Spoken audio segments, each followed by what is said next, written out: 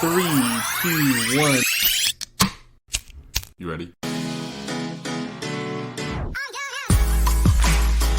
Listening to the Real Pineapple Podcast Network.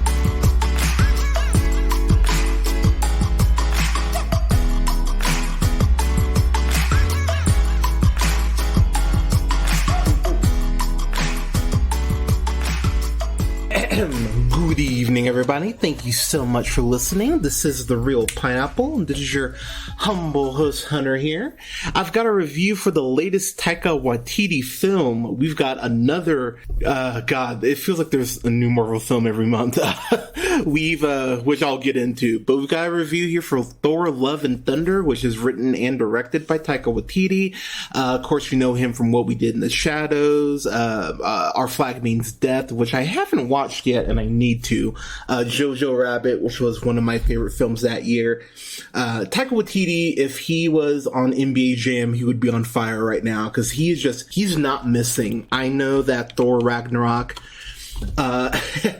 controversially, I gave Thor Ragnarok, I think I gave it a B. That sounds right. And I know people, I had a lot of people like, Hunter, what the hell? And it's like, I know people love Ragnarok, but for me, my big issue with Ragnarok was that I thought it was too goofy, and I thought that for the destruction of Asgard, that there needed to be some more weight, to that, as far as the darkness of, Thor losing his home. Also, I really do, actually, oh my gosh, I just thought of another point, but that's good. But I thought there should have been more of a heavy tone in parts with Asgard being destroyed. In this movie, we go ahead and we get the debut of Gore the God Butcher, played by Christian Bale. You, of course, know Christian Bale from, God, so much crap. Ford v Ferrari, Nolan's Dark Knight saga. Oh my gosh, why am I blanking on other things with The Fighter?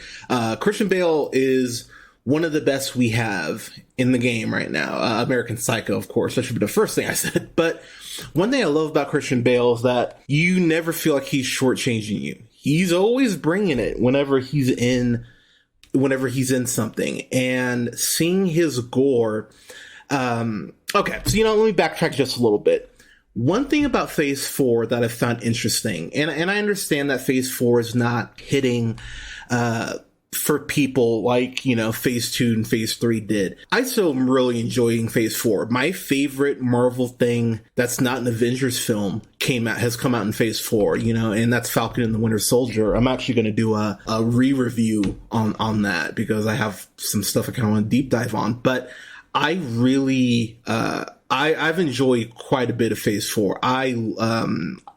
I really enjoy Black Widow. I know that's somewhat of a hot take, but I really enjoy Black Widow. I think Shang-Chi is fucking excellent. I can't remember if I gave that a fan-fucking-tastic. I think it might have been an A+ I gave it, but I love me some Shang-Chi. Oh god, what else? WandaVision I really enjoyed. It was about 3 episodes too long, but I enjoyed it. Hawkeye I enjoyed, Moon Knight I enjoyed, and Loki I enjoyed as well. So I have really enjoyed quite, most of Phase 4. But something that is making me I'm absolutely loving about Phase 4 is that, man, Phase 4 feels like it's written by an atheist, because between how, we view America, as a concept, let alone in some people's way as a god, because, we always say one nation under God, and that has a religious tie with America that I think people are way too comfortable with, but that's a whole other conversation for another day. But between that and the fact that the Celestials, the Eternals, the lie they're told by the Celestials as far as, their being and why they exist. The TVA and Loki.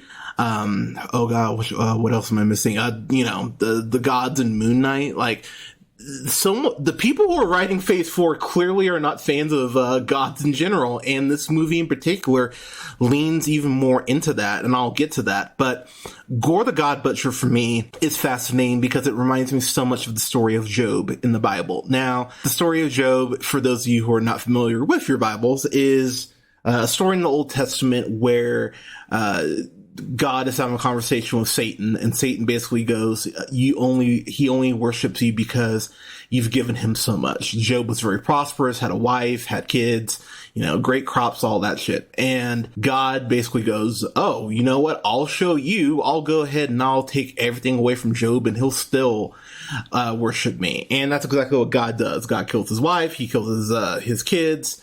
His crops dry up. He loses all his cattle and all that shit, and gets boils on his hands. And I know I'm forgetting parts of the story, but that felt so much like Gore for me, because Gore has a genuine gripe. He talks about how he loses his daughter, and how he prayed to his God for help, and how, his people have been praying to this God for help, and how, you need to help us. We're starving. We're dying. And the God literally spits on him and goes, you're here literally to worship me. That's your only purpose. And again, should I say this? Fuck it.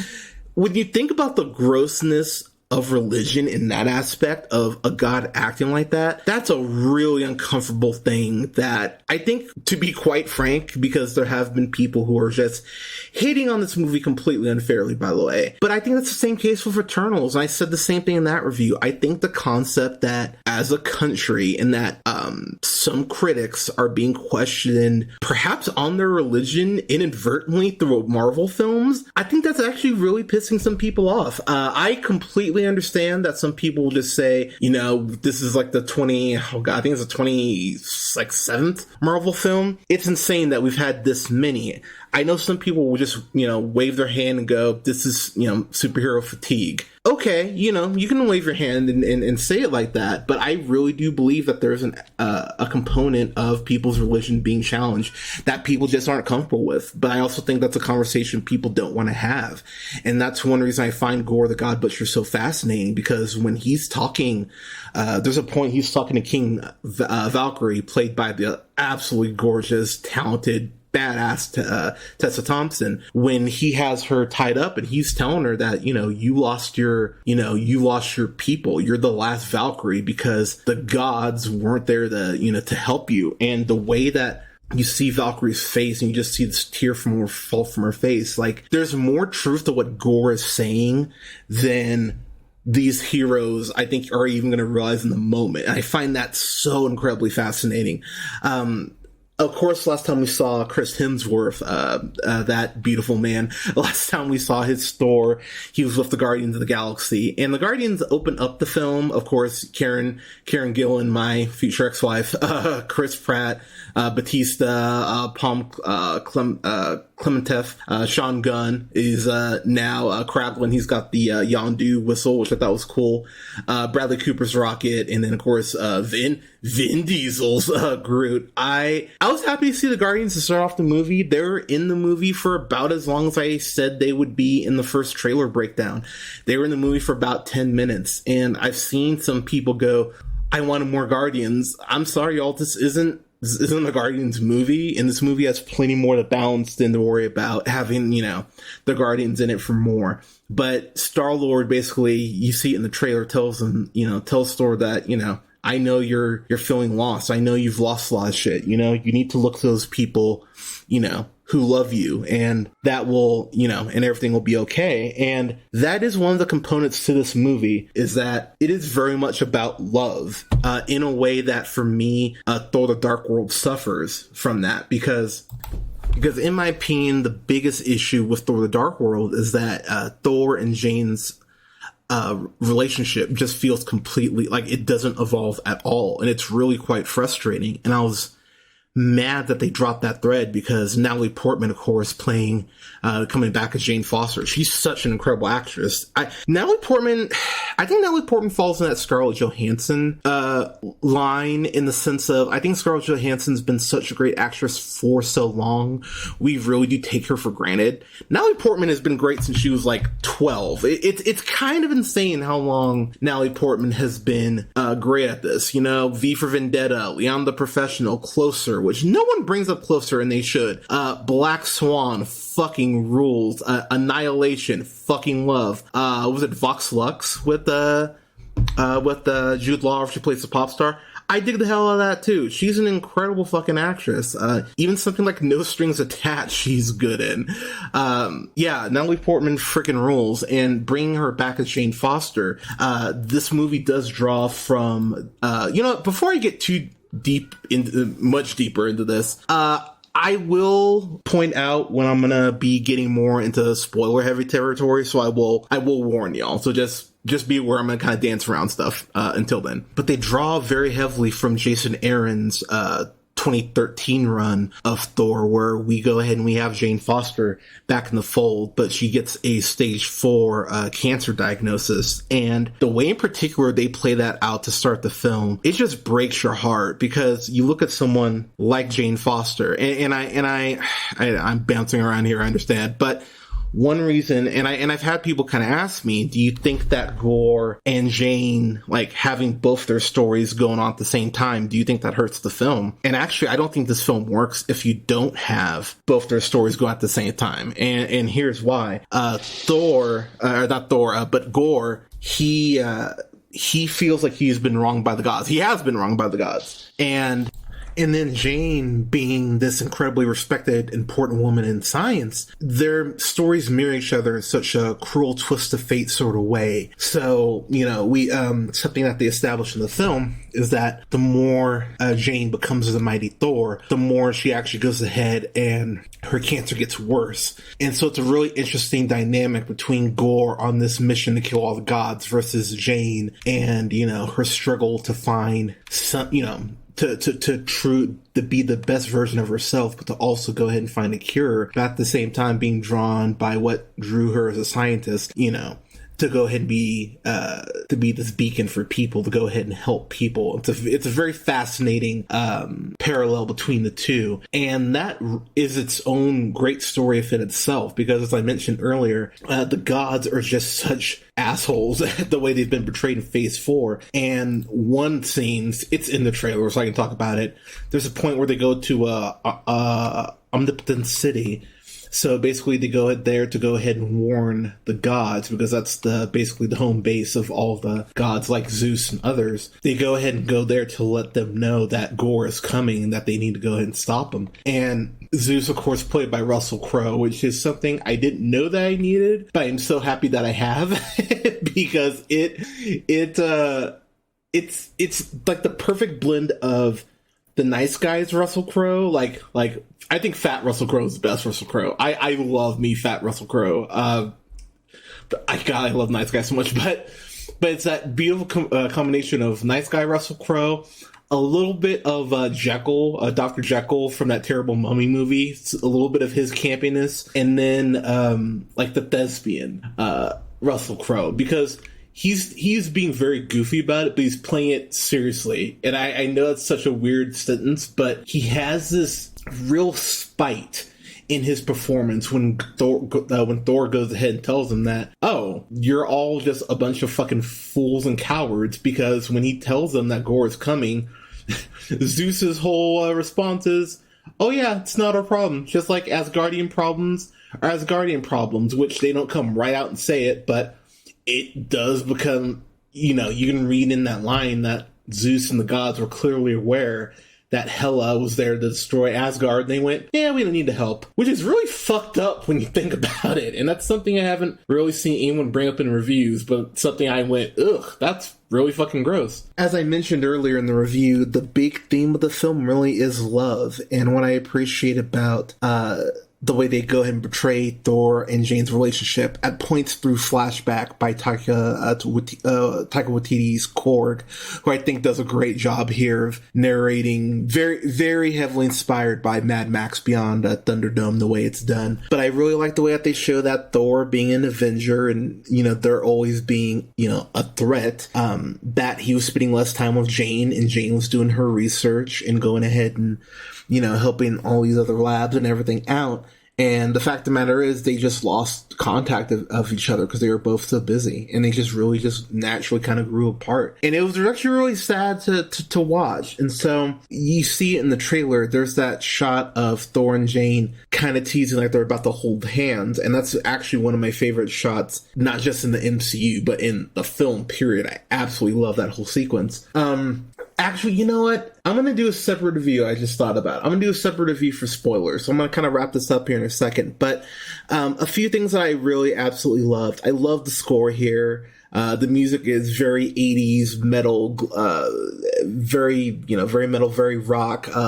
Several Guns N' Roses songs are used here. There's a sequence near the end of the song where November Rain is used that I thought was so fucking fun and so much fun and just a blast. I love that sequence. But I would say this is the most Taika Waititiest. This is the most Taika Waititi's ever Waititi'd. Wow. This is the most Taika Waititi has ever Waititi'd. Like, it is an unapologetically Taika Waititi film. So if you're not a fan of Taika Waititi, I don't think this will be a film that, converts you into being a fan of his. But as someone who just is a fan of his humor and a fan of what he's done with the character, I dig this. I dig this so much. And one thing that I don't think we can really deny is the fact that Taika Waititi talked about the fact and has talked about in interviews how he felt like Chris Hemsworth's, comedic chops really weren't being utilized. And Chris Hemsworth is a really funny guy. I know the film didn't get great reviews, but that Ghostbusters reboot, he's the funniest thing in that movie. He's absolutely hilarious. And then in that horrible Vacation remake, he's by far the funniest actor in that. And that's a movie that has Ed Helms and Christina Applegate, and he steals the show. Hemsworth has always been a very underrated comedian. And, just watch him on Graham Norton, just watch him on talk shows. He's a very naturally charming guy. And you do get to see not just the comedic part of him having to deal with his ex being the mighty Thor and wielding Mjolnir. You do see it in the trailers how, he's kind of like, come here, come back to me. And then Stormbreaker cuts in, and it's very funny, the whole, like, oh, there's my ex. Oh, no, I love you. They're in the past. I really like the way that joke, that's a running joke throughout the film, but I think it's done really well. But, as far as, actually, no, never mind. I will save that for the spoiler review. I really enjoy this, and I understand that there are people who are just not gonna like this movie, but the hyperbole is really what's bothering me about this, because there are people saying this is the worst film of the year, and I'm sorry, Morbius has come out this year, 365 Days 2's come out this year, Uncharted's come out this year, Elvis has come out this year. This isn't even close. Tall Girl 2's come out this year. This is not the worst. If this is the worst movie you've seen this year, I truly envy you, because you've seen fucking nothing this year. If you think that's the worst, if you think that's that Thor Love and Thunder is the worst film that's come out, that's fucking absurd. So yeah, I really don't get why you wouldn't at least like this movie, but it's not for everyone, and I'm just kind of at that point where I shrug and go, all right, that's fine. You can be wrong. I saw this in IMAX with my partner, and I will say, seeing the full, to quote Taika, Hemsworth, you actually see Chris Hemsworth's butt. He's got a little bubble butt on him. Should be friends with SpongeBob. That's how much of a bubble it is. But I give Chris Hemsworth credit, because doing nudity, I'm always like, damn, that's a thing, and people do it. I couldn't do that shit. So bravo. I give him props for that. But this is just, I don't know. This is a lot of fun. I really like what pieces are set up in the post and the mid-credits. Again, I'll talk about that in spoiler review. But this is a movie that, for me, I love the biblical aspects that they take. I love the critique of the gods in this movie. I love the third act. You see it in the trailer when they go to the Shadow Realm. That's just a excuse for Taika to go ahead and shoot something in black and white. So there's like a good 10-minute sequence where it's all black and white, and it's beautifully shot, and it's some of my favorite stuff in the MCU that they've ever done. My biggest complaint about this is that some of the jokes didn't hit for me. Maybe 6 or 7 jokes didn't hit, and I could have used some more Gore the God Butcher. Good grief. I could have used a little more gore. But outside of that, I enjoyed this so much. I love the way they use Korg. I love where they leave King Valkyrie. I love where her arc is potentially going. I'm so happy Natalie Portman came back. I'm so happy we're getting more of her. She's an incredible actress, and she's an asset that really wasn't utilized well in Thor: The Dark World. And it's so cool to see her get her shine and really feel worthy of being the mighty Thor. It's really awesome. And props to Portman for getting in insane shape to play Thor. We gotta give her more credit. I mean, you look at someone like Black Swan, the shape she was in, doing all the dancing and all that. Like, Natalie Portman pushes her body. Like, we really do undervalue her, but loved her in this. This is Hemsworth's, for me, his second best performance as Thor. That's one reason why I wouldn't put this over Multiverse of Madness, because Multiverse of Madness, I think Cumberbatch's turn as Stephen Strange is his best in the MCU. I don't feel that way about Hemsworth. I still think Infinity War and Endgame are probably his two, or 1 and 2 above this. But this is still an incredible performance, and it's not his most varied. I'd still say it's Endgame. But Hemsworth gives a great performance here, but it's not his best performance here. So yeah, I'm gonna give this a solid A. It's a great flick, and I had so much fun with it, and I might go see this again in theaters. I saw this in IMAX opening night, which was awesome, but I might go see this in real 3D. I had a lot of fun with this, so yeah, solid A for Thor: Love and Thunder. But I will do a spoiler review and talk about where I think we're heading with after Love and Thunder here. I'll talk about that this weekend because I'm going to review Miss Marvel, because I'm really excited to talk about Miss Marvel, but I'm going to go ahead and review that as well. So this upcoming week, we'll have reviews for Miss Marvel as well as a spoiler review for Thor: Love and Thunder. Like I said, I'll let y'all know where I think the story is heading and what it could potentially set up for the bigger MCU at large. But you can follow yours truly on the Twitter at JHunterRealPineapple. You can follow Scott on Twitter at Nearman1st. Don't forget to like, share, and subscribe wherever you listen to podcasts: SoundCloud, Apple, Google Podcasts, Podbean, Stitcher, iHeartRadio, Spotify, Amazon Music, Samsung Podcast at The Real Pineapple. You can follow me on Twitch at twitch.tv/JHunterRealPineapple. You can follow yours truly also on Letterboxd at Black Shazam, and you can follow me on TikTok at Black Shazam 775, and like both our Facebook pages at The Real Pineapple, that's REEL Pineapple, as well as Real Pineapple Games. But everyone, thank you so much for listening. Please stay safe out there. Enjoy the summer. Enjoy the sunshine. Give someone a hug. Tell them that you love them. And again, thank you for the support, and we'll talk to you soon.